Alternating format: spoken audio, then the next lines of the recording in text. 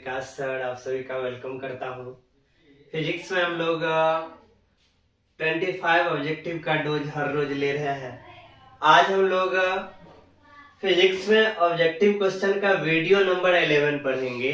इस वीडियो में भी 25 ऑब्जेक्टिव क्वेश्चन का रिवीजन करेंगे। तो हम लोग स्टार्ट करते हैं इसको। तो आज का जो हमारा सबसे पहला क्वेश्चन है वो आपको स्क्रीन पे दिख रहा है। इस क्वेश्चन को सॉल्व करते हैं। पहला क्वेश्चन है, जब माइक्रोस्कोप की नली की लंबाई बढ़ा दी जाती है तो आवर्धन क्षमता का मान क्या होगा? बढ़ जाएगा। माइक्रोस्कोप के नली की लंबाई बढ़ जाने से आवर्धन क्षमता का मान क्या होता है? बढ़ जाता है। तो हमारा जो पहला क्वेश्चन है इसका आंसर क्या हो जाएगा? ए नंबर हो जाएगा। पहला का आंसर क्या हो गया? ए। नेक्स्ट क्वेश्चन हमारा दूसरा नंबर है। इसमें बोला जा रहा है इंद्रधनुष का निर्माण जिस कारण से होता है। तो इंद्रधनुष में पढ़े हैं कि इंद्रधनुष में वर्षा के बूंद पर सूर्य का प्रकाश आपतित होता है और वर्षा के बूंद द्वारा सूर्य प्रकाश का अपवर्तन होता है, पूर्ण आंतरिक परावर्तन होता है और वर्ण विक्षेपण का घटना होता है। तब जाके हम इंद्रधनुष जो है हम लोग को दिखाई देता है। तो यहाँ पे खोजते हैं कौन सा आंसर है। तो यहाँ पे प्रकीर्णन ये तो नहीं होगा, विवर्तन भी नहीं होगा, वर्ण विक्षेपण और अपवर्तन दिया हुआ है। तो अपवर्तन होने के बाद भी वर्ण विक्षेपण का घटना होना चाहिए, तब जाके विभिन्न रंग जो है अलग अलग होता है। तो यहाँ पे हम आंसर जो लगाएंगे दूसरा का सी नंबर लगाएंगे, वर्ण विक्षेपण। तो दूसरा का हमारा आंसर क्या हो गया? सी नंबर, वर्ण विक्षेपण। नेक्स्ट क्वेश्चन हमारा थर्ड नंबर। थर्ड में बोला जा रहा है आंख के उस गुण को जो भिन्न भिन्न दूरी पर स्थित वस्तु को फोकस करने में मदद करता है। तो पढ़े हैं समंजन क्षमता में पढ़े थे कि नेत्र लेंस का वह क्षमता जो अपने फोकस दूरी में परिवर्तन करके किसी भी वस्तु का जो प्रतिबिंब होता है वो हमेशा कहाँ पे? रेटिना पे बनाता है। और ये जो क्षमता है फोकस दूरी को एडजस्ट करने का, ये होता है समंजन क्षमता। तो खोजते हैं कौन सा ऑप्शन है। तो तीसरा का हमारा ए नंबर हो जाएगा। तीसरा का क्या हो गया? ए नंबर। नेक्स्ट हम लोग चल रहे हैं चौथा नंबर। चौथा में बोला जा रहा है सामान्य समायोजन के लिए संयुक्त सूक्ष्मदर्शी का आवर्धन क्षमता। संयुक्त सूक्ष्मदर्शी का आवर्धन क्षमता सामान्य समायोजन के लिए पढ़ चुके हैं। V नॉट बट्टा U नॉट 1 प्लस D बट्टा में FE, ये आवर्धन क्षमता निकाला गया था। तो यहाँ पे आवर्धन क्षमता देखते हैं संयुक्त सूक्ष्मदर्शी का V नॉट बट्टा U नॉट। यहाँ पे O जो होता है ये हमारा हो जाता है ऑब्जेक्टिव यानी अभिदृश्यक के लिए। ये भी वस्तु की दूरी किसके लिए? अभिदृश्यक के लिए। और यहाँ पे जो FE है वो आई पीस यानी नेत्रिका का फोकस दूरी होता है। D जो हो गया वो हमारा अस्पष्ट दृष्टि का न्यूनतम दूरी होता है। देखते हैं कौन सा ऑप्शन है। तो यहाँ पे जो हमारा चौथा नंबर है इसका ऑप्शन बी नंबर। चौथा का क्या आ जाएगा? बी नंबर हो जाएगा। नेक्स्ट पे हम लोग चल रहे हैं 5 नंबर क्वेश्चन। 5 नंबर में बोला जा रहा है खगोलीय दूरदर्शक के वस्तु लेंस के लिए होना आवश्यक है। यानी खगोलीय दूरदर्शक के वस्तु लेंस के लिए होना आवश्यक है। उच्च शक्ति का, बड़ी फोकस लंबाई का, उच्च अपवर्तनांक का, कम अपवर्तनांक का।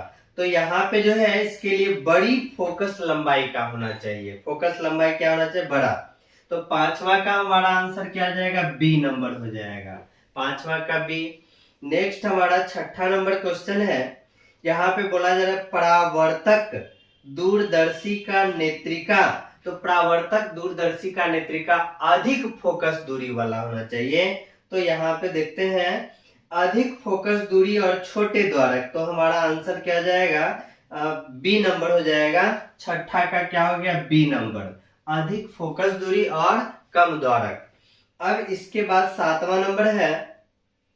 7वां में बोला जा रहा है एक खगोलीय दूरदर्शक लेंस की क्षमता 0.5 डायोप्टर एवं 20 डायोप्टर है। इसकी आवर्धन क्षमता, यानी यहाँ पे क्षमता दिया हुआ है और इसका आवर्धन क्षमता निकालना है। तो आवर्धन क्षमता हम लोग पढ़े हैं FO बट्टा में FE।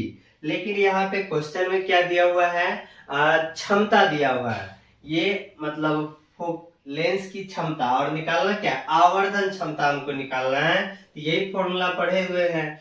अब यहाँ पे जो है 1/FE, इस बात को क्या लिख सकते हैं, 1/FE लिख सकते हैं। तो 1/FE हो गया PE, और FO जो यहाँ पे है तो 1/PO। अब यहाँ पे इसी पे हम लोग रख देंगे इसको। यहाँ पे कितना कितना है, 0.5 है और 20 डायोप्टर है। तो यहाँ पे नेत्रिका के लिए 20 हो गया, ऑब्जेक्टिव के लिए यहाँ पे 0.5 हो गया। यहाँ पे जब हम लोग करेंगे, भाग लगाएंगे तो 40 हमारा आ जाएगा। तो आवर्धन क्षमता कितना हो जाएगा, 40। 7वां नंबर देखते हैं।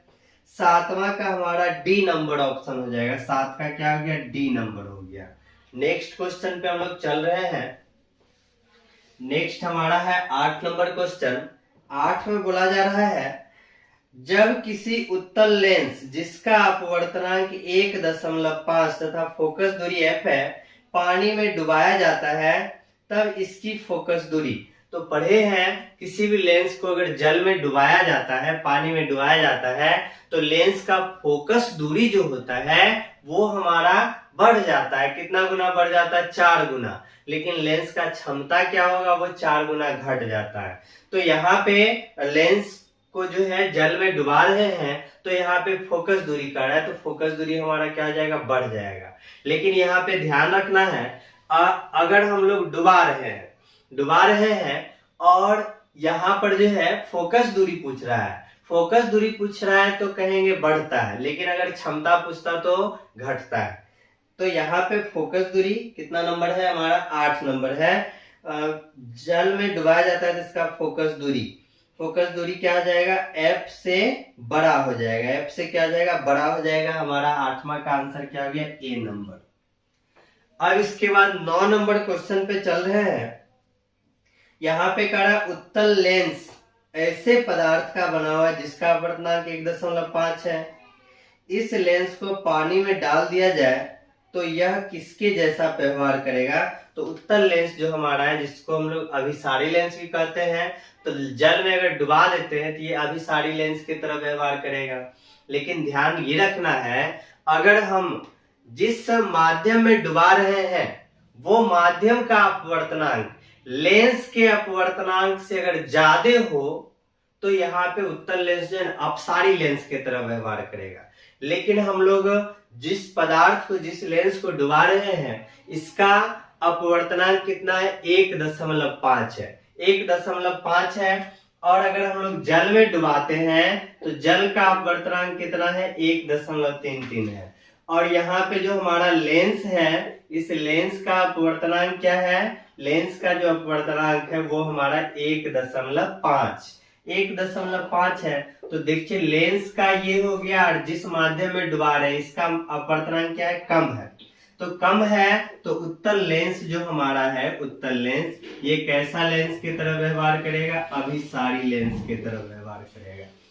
अगर ये माध्यम, जिस माध्यम में हम लोग डुबा रहे थे, ये माध्यम का अपवर्तनांक अगर अधिक हो जाए तो ये हमारा उत्तल लेंस अपसारी लेंस की तरह व्यवहार करता। इस चीज को भी बताया, ध्यान रखिएगा। तो अभी हमारा क्या है, लेंस का अपवर्तनांक 1.55 है। जल में डुबा रहे हैं तो यहाँ पे जो हमारा माध्यम है, जिस माध्यम में डुबा रहे हैं उसका अपवर्तनांक कम है। तो उत्तल लेंस हमारा कैसा व्यवहार करेगा, अभिसारी लेंस की तरह। तो 9 नंबर में देखते हैं, अभिसारी लेंस की तरह व्यवहार करेगा। तो हमारा आंसर क्या हो जाएगा, ए नंबर। 9 का क्या हो गया, ए नंबर हो गया। नेक्स्ट क्वेश्चन पे हम लोग चल रहे हैं। नेक्स्ट हमारा है 10 नंबर। 10 नंबर क्वेश्चन में बोला जा रहा है, कांच का अपवर्तनांक अधिक होता है। कांच का अपवर्तनांक अधिक होता है तो कांच का अपवर्तनांक किस रंग के प्रकाश के लिए, लाल है, नीला है, हरा है, इनमें किसी रंग के लिए नहीं।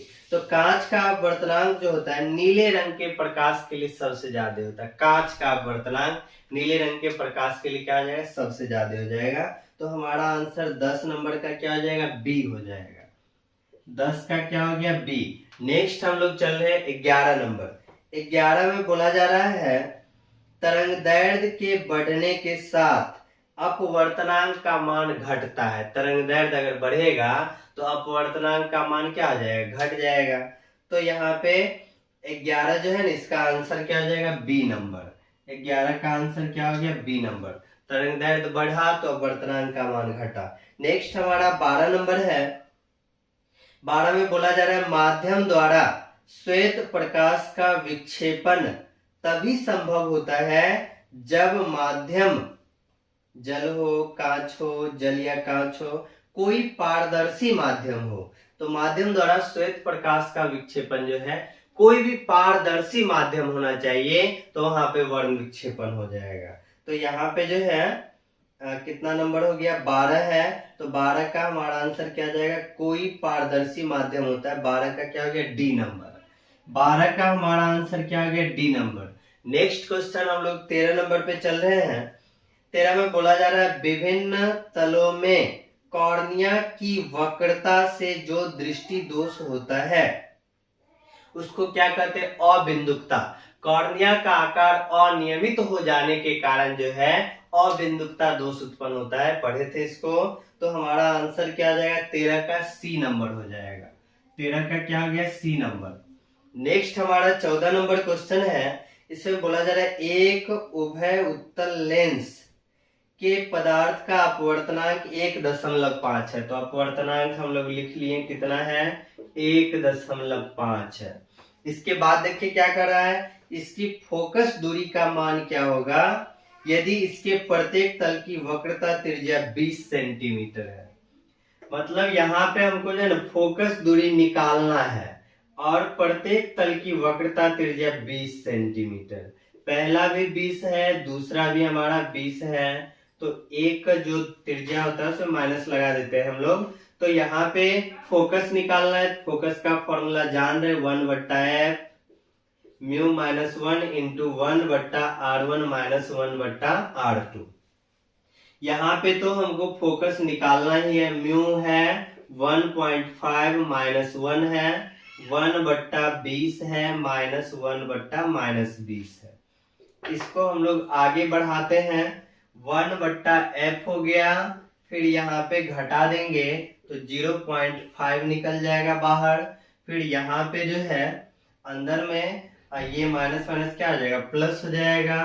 तो 20 हो गया। यहाँ पे भी 1 + 1, तो यहाँ से 1/f हो गया। अब 0.5 है गुना 2/20, यहाँ पे कट जाएगा। यहाँ पे 2 से ये हमारा 10 हो गया। फिर इसके बाद यहाँ पे फोकस दूरी f हो जाएगा 10/0.5। ये पलट गया तो यहाँ से दशमलव हटा दिए तो एक और 0 आ जाएगा। 5 दूना 10 हो गया हमारा 20 सेंटीमीटर। तो यहाँ पे देखिए 14 नंबर का हमारा 20 सेंटीमीटर आ गया। तो कितना है, 20 सेंटीमीटर। सी नंबर ऑप्शन है। 14 का क्या आ जाएगा, सी नंबर हो जाएगा। नेक्स्ट पे हम लोग चल रहे हैं। नेक्स्ट क्वेश्चन,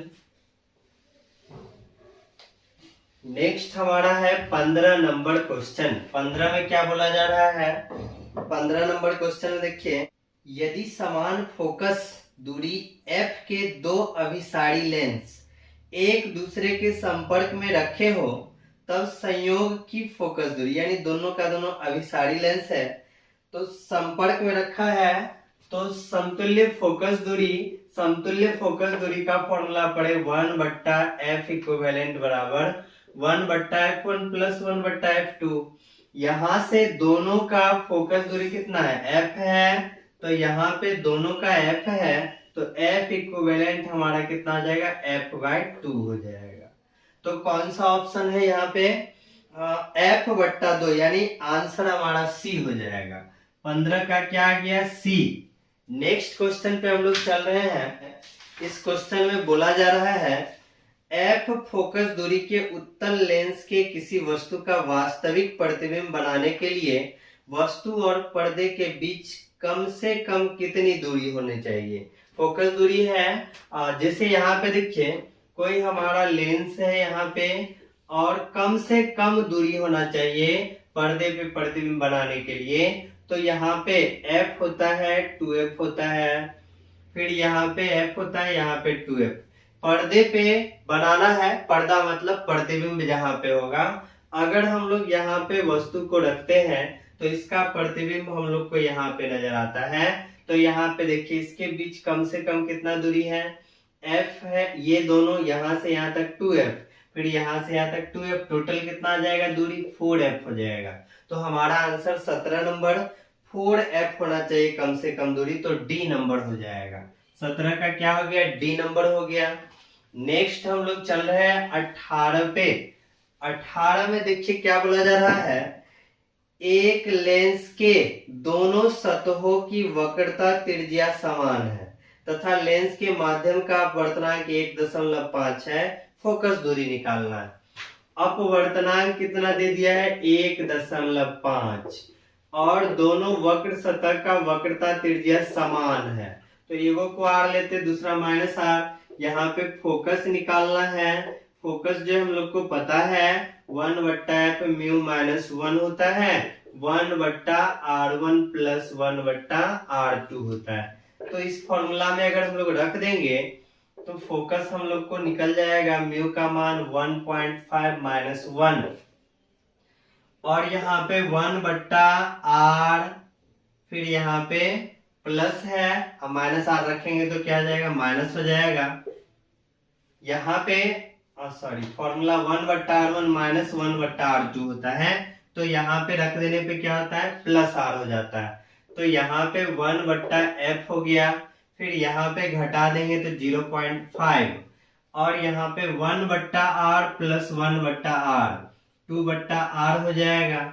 तो यहाँ से जब इस दोनों को हम लोग गुना कर देंगे तो यहाँ पे 1/f जो है, गुना करने के बाद यहाँ पे 1/r हो जाएगा, यानी f कितना हो गया, r के बराबर हो गया। तो देखिए हमारा आंसर 18 नंबर का क्या आ जाएगा, प्लस माइनस r, यानी ए नंबर आंसर हो जाएगा। 18 का क्या हो गया, ए नंबर आंसर आ गया। नेक्स्ट क्वेश्चन पे हम लोग चलेंगे। नेक्स्ट क्वेश्चन हमारा जो है 19 नंबर में क्या बोला जा रहा है, 20 सेंटीमीटर और -40 सेंटीमीटर फोकस दूरी वाले दो लेंसों के सहयोग से बने समतुल्य लेंस की क्षमता क्या होना चाहिए। समतुल्य लेंस की क्षमता पूछा जा रहा है, 20 सेंटीमीटर और -40 सेंटीमीटर फोकस दूरी। तो यहाँ पे पहला क्षमता जो हो जाएगा 1/f1, और कितना है, 20 सेंटीमीटर है, 20 सेंटीमीटर है, मीटर में बदल देंगे तो यहाँ पे 5 डायोप्टर हो गया। दूसरा जो क्षमता है वो हमारा -40 है, सेंटीमीटर था, मीटर में बदलने के लिए 100 से गुना करना पड़ेगा। यहाँ पे -2.5 डायोप्टर।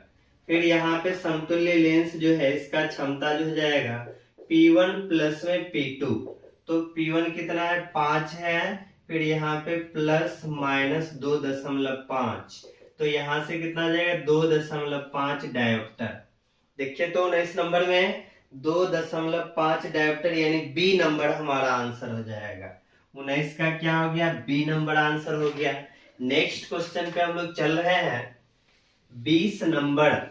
20 में क्या बोला जा रहा है, 20 नंबर में बोला गया सामान्य आंख के लिए स्पष्ट दर्शन की न्यूनतम दूरी।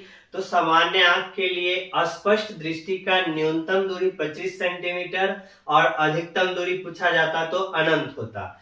न्यूनतम दूरी पूछा जा रहा है तो 25 सेंटीमीटर, यानी 20 नंबर का आंसर क्या आ जाएगा, डी।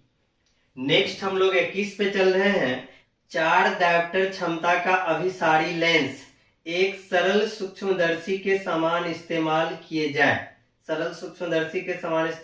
जाए, तो इसका आवर्धन क्षमता पूछा जा रहा है। तो 4 डायोप्टर है, क्षमता इसका क्या है, 4 डायोप्टर है, तो फोकस हमारा हो जाएगा 1/4, और मीटर में है तो सेंटीमीटर में बदलने के लिए 100 से गुना कर दिए तो 25 सेंटीमीटर। आवर्धन क्षमता 1 प्लस डी बट्टा में एफ ही होता है, यानी फोकस होता है 1/d प्लस में एफ। तो यहां से 1 हो गया, डी होता है स्पष्ट दृष्टि का न्यूनतम दूरी 25 और फोकस भी हमारा 25 निकला है, तो 1 + 1 यानी 2 हो जाएगा। 21 नंबर का आंसर 2 हो गया, तो कौन सा ऑप्शन है? सी नंबर। 21 का क्या हो गया? सी। नेक्स्ट हम लोग 22 नंबर पे चल रहे हैं। 22 में बोला जा रहा है निकट दृष्टि दोष वाली आंख साफ साफ देख सकता है। तो निकट दृष्टि दोष में पढ़े थे कि निकट का वस्तु स्पष्ट दिखाई देता है लेकिन दूर का वस्तु स्पष्ट दिखाई नहीं देता है। तो निकट दृष्टि दोष वाला व्यक्ति निकट की वस्तु को साफ साफ देख सकता है। तो यहाँ पे कौन सा हो जाएगा? अनंत वाला तो नहीं होगा, दूर स्थित वस्तु वाला भी नहीं होगा, निकट की वस्तु को साफ साफ देख सकता है। तो सी नंबर 22 का क्या हो गया? सी। नेक्स्ट हमारा 23 नंबर है। 23 में बोला जा रहा है निकट दृष्टि वाली आंखें स्पष्ट दर्शन के लिए व्यवहार करती है। तो निकट दृष्टि दोष है, तो वहां पे इस दृष्टि दोष में हम लोग अवतल लेंस के चश्मे का उपयोग करते हैं। तो हमारा अवतल लेंस हो जाएगा ऑप्शन नंबर बी। तो 23 का क्या हो गया? बी हो गया। नेक्स्ट हम लोग 24 नंबर पे चलते हैं। 24 में बोला जा रहा है श्वेत प्रकाश जब प्रिज्म से होकर गुजरता है तब सबसे अधिक विचलन, श्वेत प्रकाश को जब किसी प्रिज्म से गुजारते हैं तो सबसे ज्यादा विचलन बैगनी रंग का और सबसे कम विचलन जो होता है वो लाल रंग का होता है। तो यहाँ पे देखते हैं बैगनी, यानी ऑप्शन नंबर हमारा सी। 24 का क्या हो गया? सी। नेक्स्ट हमारा 25 नंबर। इसमें बोला जा रहा है एक प्रिज्म से होकर गुजरने वाले श्वेत प्रकाश का न्यूनतम विचलन अवयव। तो न्यूनतम कौन दर्शाता है? लाल रंग दर्शाता है। तो हमारा आंसर क्या हो जाएगा? ए नंबर हो जाएगा। तो आज का हम लोग 25 ऑब्जेक्टिव क्वेश्चन पूरा कर लिए हैं। फिर मिलते हैं नेक्स्ट वीडियो में नेक्स्ट 25 क्वेश्चन के लिए। तब तक के लिए धन्यवाद।